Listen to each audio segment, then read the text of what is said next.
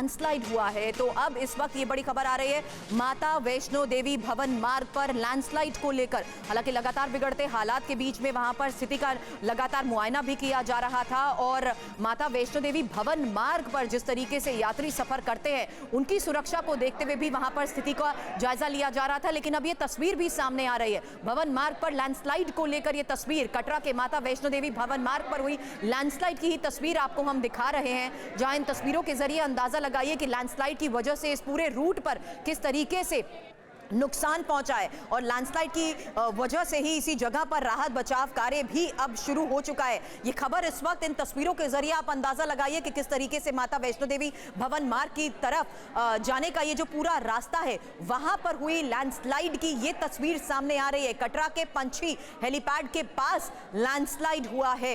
ये इस वक्त की ये लेटेस्ट न्यूज आपको बता दें, जहां पर अब राहत और बचाव का कार्य भी शुरू हो चुका है। इस वक्त की स्थिति के बारे में मेरे सहयोगी अंकित भट्ट हमें और जानकारी देंगे। बताएं अंकित।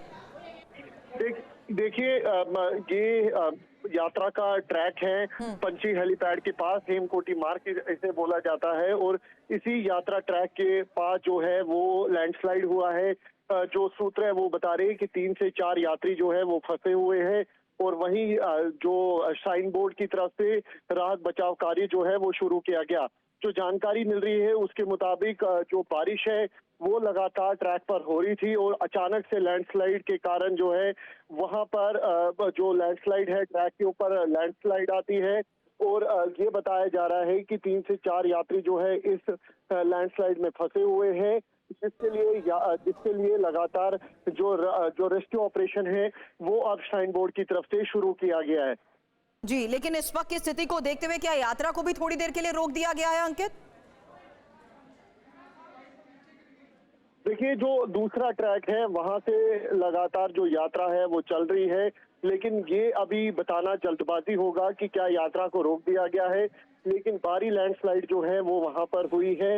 हालांकि साइन बोर्ड की तरफ से साफ किया गया है कि जो राहत का बचाव कार्य है वो रेस्क्यू ऑपरेशन जो है वो शुरू कर दिया गया है।